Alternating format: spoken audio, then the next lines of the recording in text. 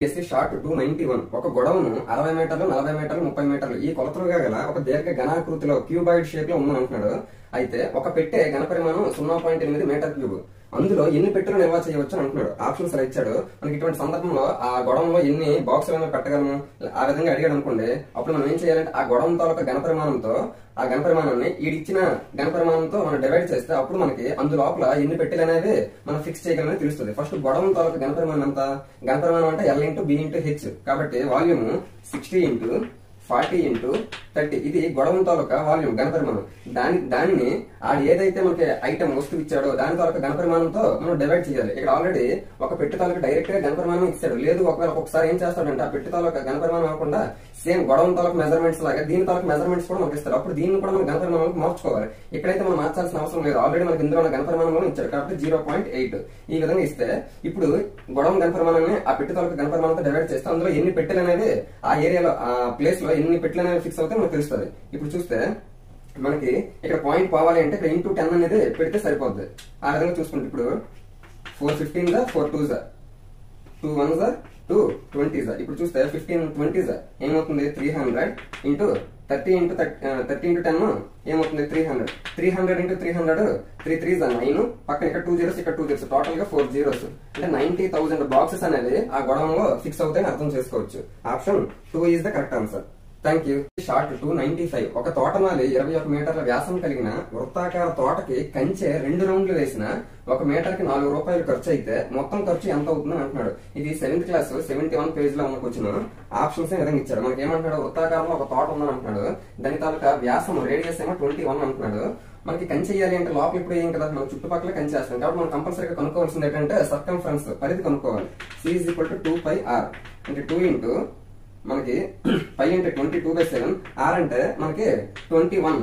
Actual గా R అంటే మనకి డయామీటర్ D అవుతుంది, అందులో సగం కాబట్టి 21/2. ఇప్పుడు చూస్తే మనకి 7 1 7 3 2 2 క్యాన్సిల్ 22 ఇంటూ 3 అంటే ఏమవుతుంది 66 అవుతుంది. ఇది ఒక రౌండ్ కి మనకు అటువంటి ఎన్ని రౌండ్లు ఇది ఇంపార్టెంట్. అలాగే 2 రౌండ్లు కాబట్టి ఇంటూ 2 అలా చేస్తే మనకి ఎంత అవుతుంది 132 మీటర్స్ అనేది వచ్చింది. మనకేమంటున్నాడు 1 మీటర్ కి 4 రూపీస్ అంటున్నాడు. అటువంటిది ఎన్ని మీటర్లు అయింది కంచె 132 మీటర్స్ అయింది కాబట్టి ఇంటూ 4 చేస్తే మొత్తం అమౌంట్ ఎంత అవుతుందో తెలుస్తుంది. 4 2 8 4 13 52 అంటే టోటల్ గా 528 రూపీస్ ఆ ఖర్చు అవుతుంది.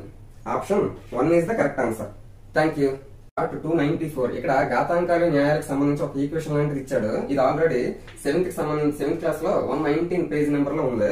ఆప్షన్స్ ఏ విధంగా ఇచ్చాడు. మనం దీన్ని ఏ విధంగా సింప్లిఫై చేయాలి అంటే ఇక్కడ ఉన్న బేస్ ఏదైతే ఉందో దాన్ని పవర్ లోకి రాయగలమో లేదో చూడాలి. మనం 10 ని దేనికి పవర్ గా రాయలేము కాబట్టి ఇప్పుడు దీన్ని 2 into 5 గా రాసుకోవాలి. ఇప్పుడు ఆ విధంగా ఉంచితే 3/5 ఇది 2 into 5 గా రాస్తావు కాబట్టి అప్పుడు 2/5 అవుతుంది ఇంటూ 5/5 కూడా అవుతుంది. 25 ని 5 స్క్వేర్ గా మనం రాయొచ్చు బై 5/7 ఇంటూ 6 ని దేనికి మనం పవర్ గా రాయలేము అప్పుడు 2 into 3 గా రాయాలి. అప్పుడు 2/5 ఇంటూ 3/5 ఇప్పుడు ఏవే క్యాన్సిల్ అవుతాయి 3/5 క్యాన్సిల్ అయింది. 2/5 ఇక్కడ 2/5 ఉంది.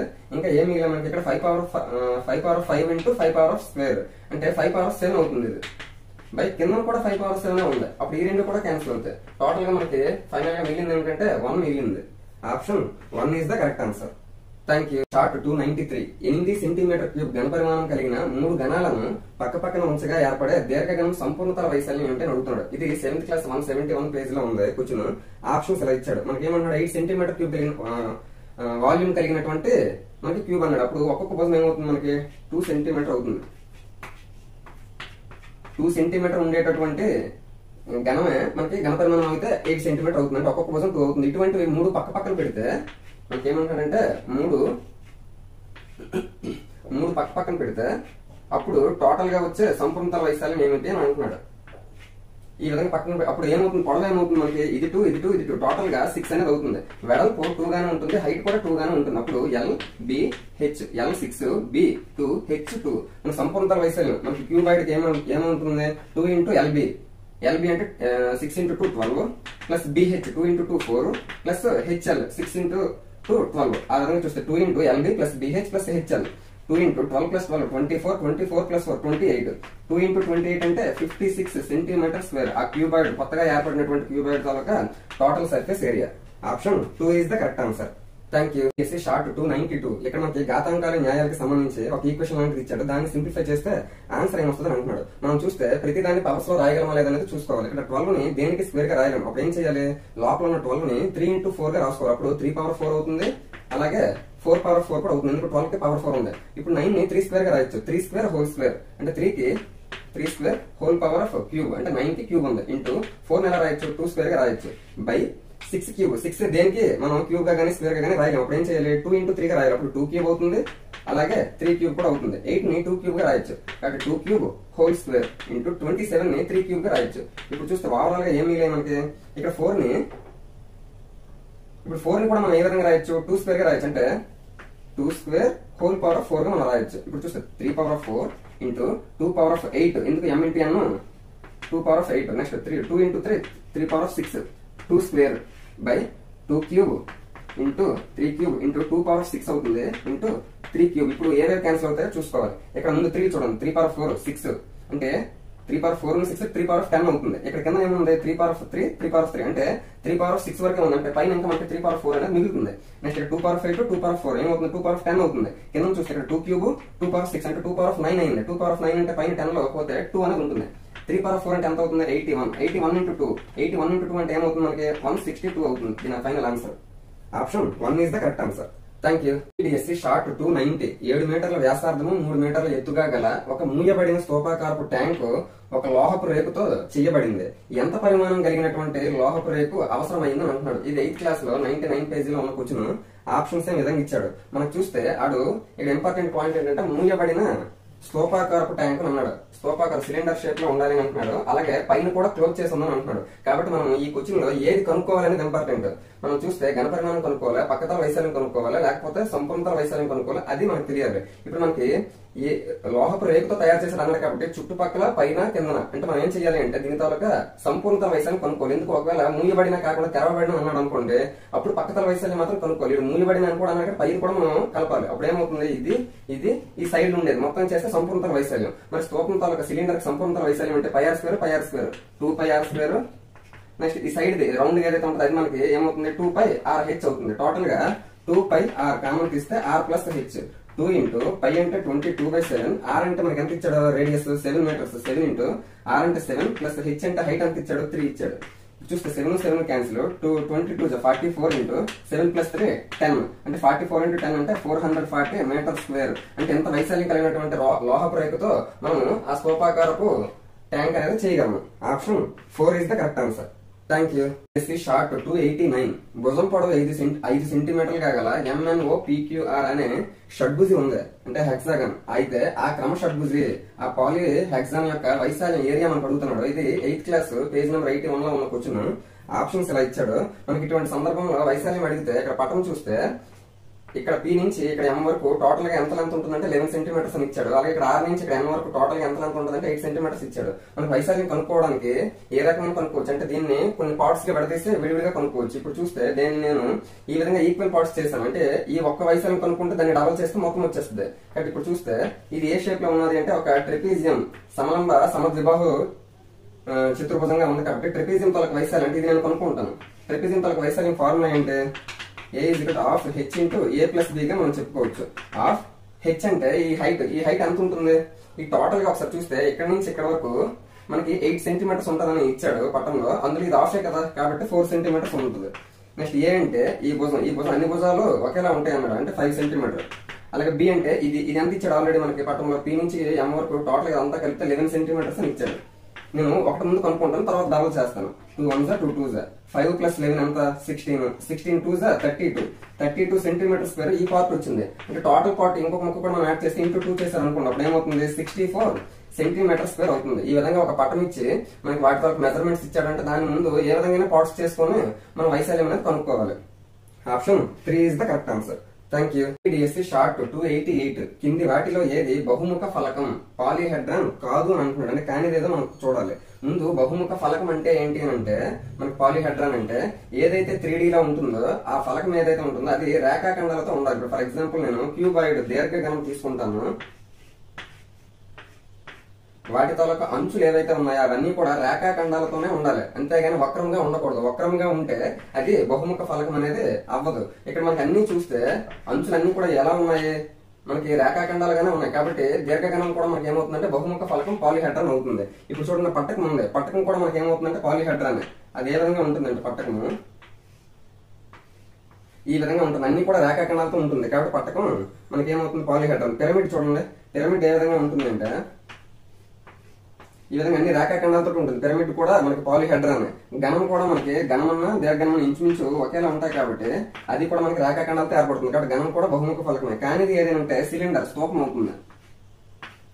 ఈ విధంగా ఉంటుంది. వాటి తాలూకా చూస్తే ఇక్కడ మీరు ఆధారాలు అవి ఏ విధంగా ఉంటాయంటే వక్రంగా ఉంటాయి, సర్కిల్ షేప్ లో ఉంటాయి. కాబట్టి అది మనకి రేఖాఖండం మాదిరిగా ఉండదు కాబట్టి బహుముఖ ఫలకం కాదు. అదొకటి. నెక్స్ట్ ఈ శంకుకు సంబంధించి శంకు ఇటువంటివన్నీ కూడా మనకి బహుముఖ ఫలకంలోకి రావు. కాబట్టి option 4 is the correct answer. Thank you. Short 287 6 వరుస సహజ సంఖ్యల అంకమద్యం 25.5 అయిన 2వ మరియు 5వ సంఖ్యల లబ్ధం ఏమిటి అని అంటున్నాడు. ఆప్షన్స్ ఇలా ఇచ్చాడు. మనకి నేచురల్ నెంబర్స్ కాన్జుగేటివ్ అంటున్నాడు, అంటే వరుస 6 సహజ సంఖ్యలు అంటున్నాడు. కాబట్టి 1 2 3 4 5 6 ఈ విధంగా వరుసగా 6 నేచురల్ నెంబర్స్ ఉన్నాయి అంటున్నాడు. వాటి తాలూకు అంకమద్యం అంటే సగటు అర్థమెటిక్ మీన్ ఎంత అంటున్నాడు 25.5. మనకి ఈ విధంగా వరుస నెంబర్లు అన్నాడు. కాబట్టి అప్పుడు మనకి ఏమవుతుందంటే మధ్యలో ఏదైతే నెంబర్ ఉంటుందో అదే మనకి మీడియం మధ్యగతం అవుతుంది, అలాగే అంకమద్యం కూడా అవుతుంది. వరుస నెంబర్లు అయ్యేటప్పుడు మనకి ఇక్కడ అంకమద్యం ఎంత అంటున్నాడు 25.5 అంటున్నాడు. మరి ఇటువైపు 2 నెంబర్లు అటువైపు 2 నెంబర్లు తీసిగా మనకి మధ్యలో ఒక నెంబర్ ఒకవేళ వరుసగా 5 నెంబర్లు కానీ 7 నెంబర్లు కానీ ఉన్నాడు అనుకుంటే బేస్ సంఖ్యతోటి మధ్యలో ఏదైతే ఉంటుందో అదే మనకి అంకమద్యం అవుతుంది. కానీ ఇక్కడ 6 నెంబర్లు మధ్యలో 2 ఉన్నాయి. కాబట్టి ఈ రెండింటి తాలూకా మిడిల్ లో 25.5 ఉంటుంది. ఇందుకు ఈ 2 నెంబర్లను ప్లస్ చేసి బై 2 చేస్తే 25.5 వస్తుంది. మరి ఏ 2 నెంబర్లు ప్లస్ చేసి బై 2 చేస్తే 25.5 వస్తుంది. ఇటువైపు 25 కి ఇటువైపు 26 కి మిడిల్ లోనే 25.5 ఉంటుంది. మరి వరుస నెంబర్లు అన్నట్టు తర్వాత అటు ఇటు మనకు తెలిసిపోద్ది. 27 28 ఇటువైపు 24 23 ఈ విధంగా మనకు వరుస నెంబర్లు తెలిసిపోయి మనకి ఏమడుగుతున్నాడు 2వది 5వది సెకండ్ నెంబర్ 5th నెంబర్ ఈ రెండు తలకు ఇంటూ చేయమంటాడు. కాబట్టి 24 into 27 7 4s 28 8 2 7 2s 14 plus 2 16 next 2 తోటి 24 48 8 8 6 14 4 1 6 642 వచ్చింది. ఆ విధంగా సెకండ్ నెంబర్ 5th నెంబర్ మనం ప్రొడక్ట్ చేస్తే 648 వచ్చింది. Option 2 is the correct answer.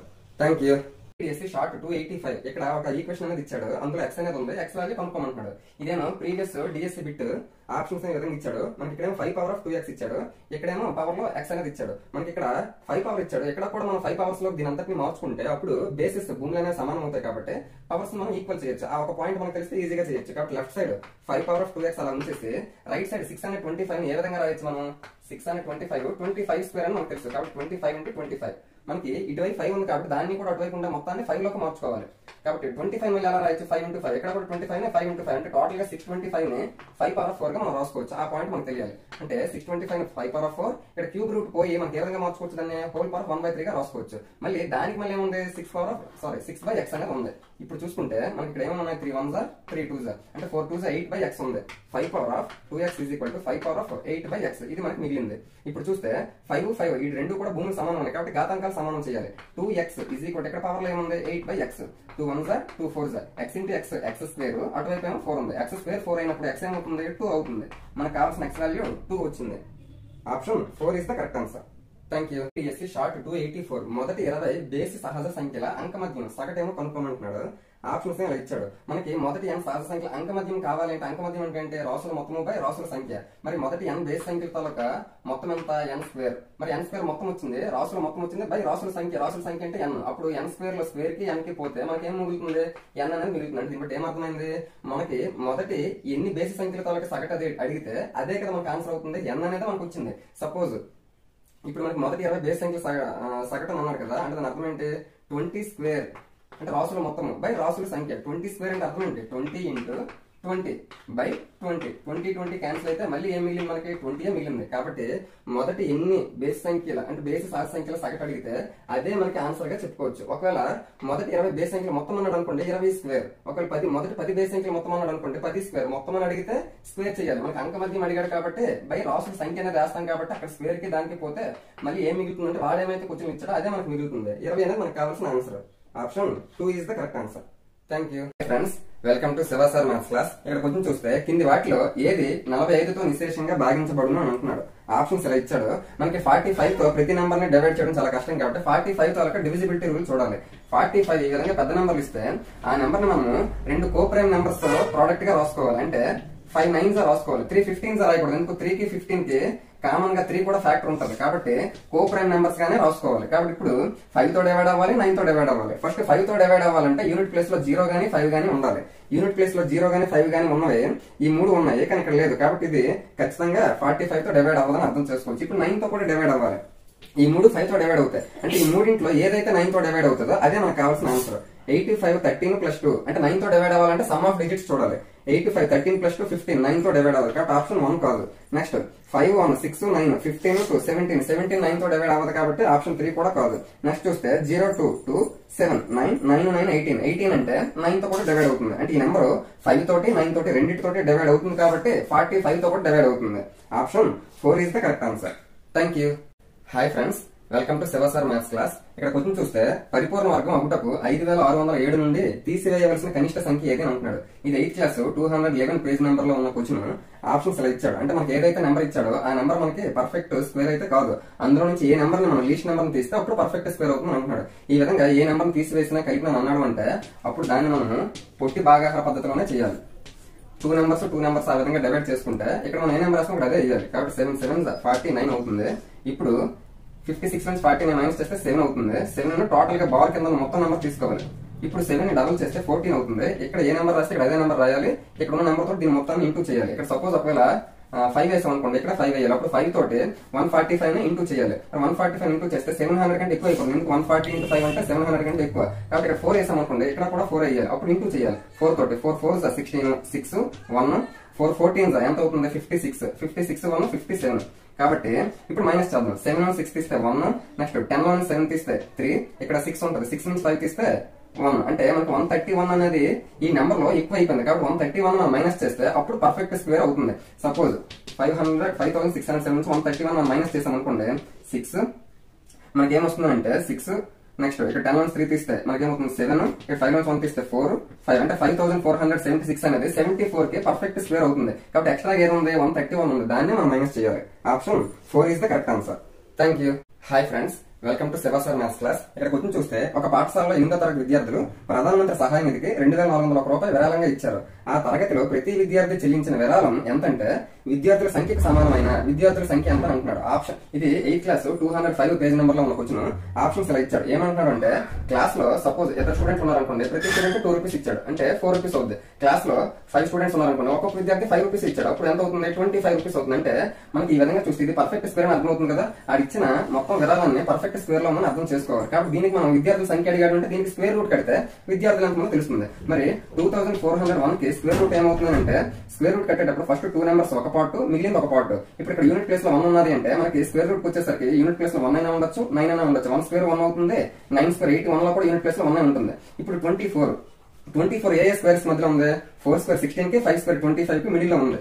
4 square కి 5 స్క్వేర్ కి మిడిల్ లో ఉంది. కాబట్టి స్టార్టింగ్ లో ఉన్న 4 ని మనం తీసుకోవాలంటే దీని తాలూకా స్క్వేర్ రూట్ 41 అయినా అవ్వచ్చు, 49 అయినా అవ్వచ్చు. ఇప్పుడు చూస్తే మరి రెండింటిలో ఏమవుతుందంటే ఇప్పుడు 4 × 5 చేయాలి. 4 × 5 అంటే అంత 20 కంటే 24 ఎక్కువే కదా. కాబట్టి పెద్ద నెంబర్ తీసుకోవాలి. ఒకవేళ తక్కువ నెంబర్ ఉన్న కొంచెం నెంబర్ తీసుకోవాలి. 20 కంటే 24 పెద్ద నెంబర్ కాబట్టి ఈ రెండింటిలో పెద్దదైనటువంటి 49 మాత్రమే తీసుకోవాలి. Option 1 is the correct answer. అంటే 49 స్టూడెంట్స్ ఒక్కొక్కరు 49 రూపీస్ ఇచ్చినప్పుడు మాత్రమే 2401 రూపీస్ అవుతుంది.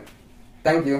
Hi friends, welcome to Shiva sir maths class. మనకి క్వశ్చన్ చూస్తే 6 9 15లచే భాగింపబడు అతి చిన్న వర్గ సంఖ్య స్క్వేర్ నెంబర్ అడుగుతున్నాడు. ఇది 8th క్లాస్ 205 పేజ్ నెంబర్ లో క్వశ్చన్. ఆప్షన్స్ ఇలా ఇచ్చాడు. మనకి ఈ విధంగా అడిగేటప్పుడు ఏవైతే నెంబర్స్ ఇచ్చాడో ఆ నెంబర్స్ తాలూకా ఎల్సిఎం మనం చూడాలి. మరి ఎల్సిఎం కట్టాలంటే డైరెక్ట్ గా కూడా చేయొచ్చు. అన్నిటికంటే పెద్ద నెంబర్ ఏది? 15. 15 అనేది 9 తోటి 6 తోటి డివైడ్ అవ్వదు. కాబట్టి 15 తర్వాత డబుల్ చేస్తే 30 అవుతుంది. 30 6 తో డివైడ్ అవుతుంది కానీ 9 తో అవ్వదు. నెక్స్ట్ 45 చూడాలి. 45 9 తో అవుతుంది కానీ 6 తో అవ్వదు. ఆ విధంగా చూస్తే అన్ని రకాలుగా చూస్తే 15 అనేది ఈ మూడింటికి ఎల్సిఎం అనేది 90 అవుతుంది. 90 అయినప్పుడు 15 తోటి అవుతుంది, 9 తోటి అవుతుంది, 6 తోటి అవుతుంది. కాబట్టి ఈ మూడింటికి ఎల్సిఎం ఏంటి? 90 వచ్చింది. ఆ ఎల్సిఎం ని మనం ఏం చేయాలి అంటే ప్రధాన కారణాంకాల లబ్ధం ప్రైమ్ ఫ్యాక్టరైజేషన్ చేయాలి. 2 45s 3 15s 3 5s ఆ విధంగా చేస్తే 90 ఏమొచ్చింది? 2 × 3 స్క్వేర్ ఇంటూ అంటే 3 అని 2 టైమ్స్ వచ్చింది కాబట్టి 5. ఇప్పుడు మనకి పర్ఫెక్ట్ స్క్వేర్ అవ్వాలి అంటే ఆల్రెడీ 3 అనేది స్క్వేర్ లోనే ఉంది కానీ ప్రాబ్లం లేదు. మనకి ఇంకొక 2 కావాలి, అలాగే ఇంకొక 5 కావాలి. అంటే ఈ రెండు ఉంటే 2 స్క్వేర్ అవుతుంది, 5 స్క్వేర్ అవుతుంది. అప్పుడు పర్ఫెక్ట్ స్క్వేర్ అనేది అవుతుంది. కాబట్టి 2 into 5 ఏమవుతుంది, 10 అవుతుంది. అంటే 90కి 10 ఇంటూ చేస్తే 900 అవుతుంది. కాబట్టి పర్ఫెక్ట్ స్క్వేర్ 900 30 స్క్వేర్ కదా. కాబట్టి మనం గుణించవలసిన నెంబర్ అంటే 10 అనేది మనం గుణించవలసిన number. Option 3 is the correct answer. Thank you.